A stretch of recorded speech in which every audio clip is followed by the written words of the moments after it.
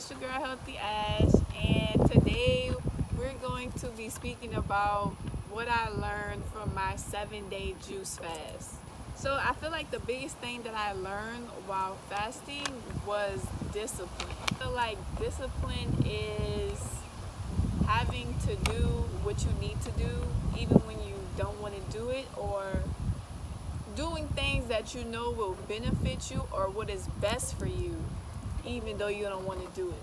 So like I said in my last video, I was kind of struggling to begin my juice fast, but my body literally, it just wouldn't even digest the food I was putting into it. So I felt like I was forced to go on the fast even though I didn't want to. But going through the fast, there were times when I wanted to quit, but I kept going and I finished it, and I feel as though that was something that I struggled with during my life. Like, I would start things and once it got hard, then I would quit.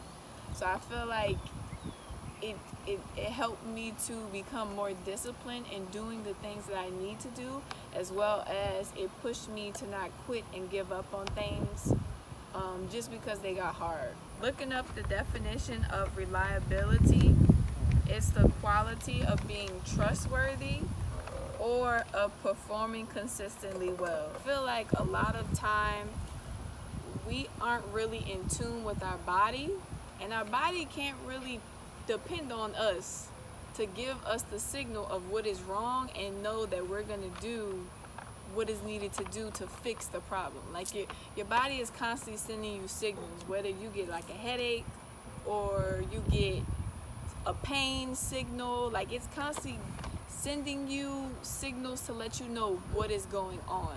So a lot of times what I personally experienced when I needed to cleanse or detox, I was feeling very heavy. I was feeling kind of lethargic. I didn't have a lot of energy. And then also the biggest thing, which I already said before, is I was eating food and it's like my body didn't even want the food. Like, it was literally telling me to stop eating. And had I continued to ignore that sign, eventually my body would have stopped sending me the signal. And then it would have felt in the sense like, oh, she's not trustworthy enough for me to tell her we need to stop eating, because I wouldn't have listened.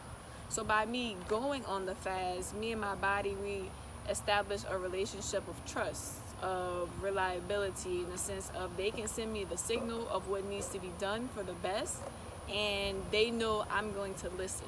I was looking up stuff about dehydration and all that. Basically, it says that as people get older, they don't really get a signal for thirst anymore. Like, their thirst signal is kind of like interrupted. So they don't even know when they're really thirsty or not. I've read that they just tell older people to just keep constantly drinking water because they could be dehydrated and they may not know. So I feel like that comes from continuously not listening to your body. Continuously, they probably ignored the signal of thirst all their life. So once they get older, their body like, what I'm gonna keep giving you this signal for if you're not going to listen? So I feel like that's something that you want to establish within your body. Sometimes people will have diseases manifest in their body, and they may say things like, oh, I didn't even know that was going on, or but it's just like you were getting the signals, but you weren't listening, and eventually your body is just gonna stop sending the signals to you. It made me aware of how emotionally attached to food we are. First 3 days I was fine, but once I got to day 4, and I started to not feel well. So then I began to be cranky, irritable, hangry.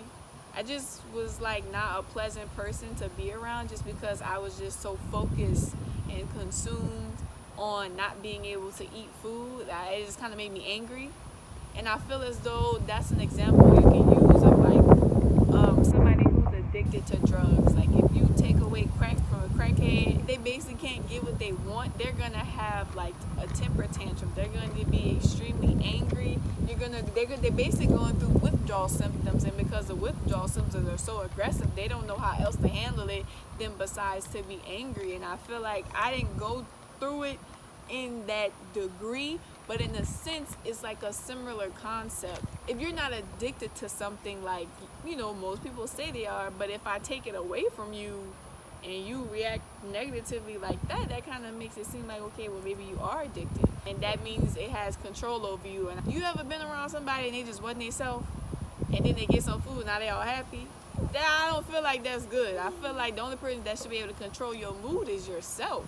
I definitely don't feel like food should be something that controls your mood. So, you know, and it made me think about how some people will constantly try to go on diets, and they'll constantly try to change their diet to eat healthier, to eat better, and they can never do it because they are so deeply attached to the food, and not to the good food. You never attach to the salads and the fruits. You always attach to the food that's not good for you, because in a sense, is it really food? A lot of stuff we're eating, if you look at what they put in cheese, they literally said that there's a drug in there that makes you addicted to it. And if you look at how people transition, cheese is literally always the last thing they give up. Like, they could give up meat, and they'll give up fish, and then they might give up bread, or, you know, certain things. But cheese, a lot of people, they will give up anything, and they not gonna give up cheese. I know vegans who be like, I'm a vegan who eat cheese. Like, you're not no vegan if you eat cheese. But you know, that's just how addicting it is.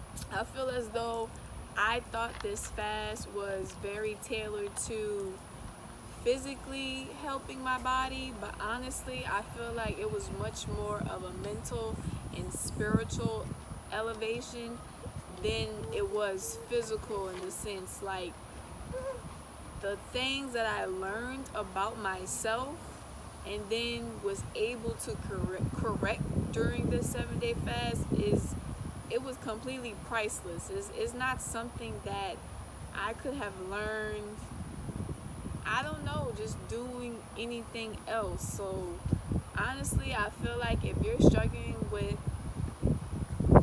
trying to do things you've been wanting to do your whole life, or if you're struggling with some emotional trauma, or just like anything, like you just really trying to change your life around, you really trying to be a different person, I really encourage you to go on a fast. It'll really show you your true colors and what you really need to work on to improve, because I honestly didn't even know that I had that big of a problem of starting things, and then once it get hard, quitting. Because I'm telling y'all, about day 4, I'd ready to walk out the house.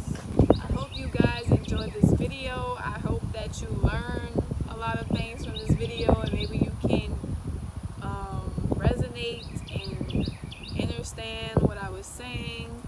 And I'm definitely going to be making more videos about my fasting journey. I also went raw the rest of April as well, so I'm going to make some videos about that. And make sure you comment, like, and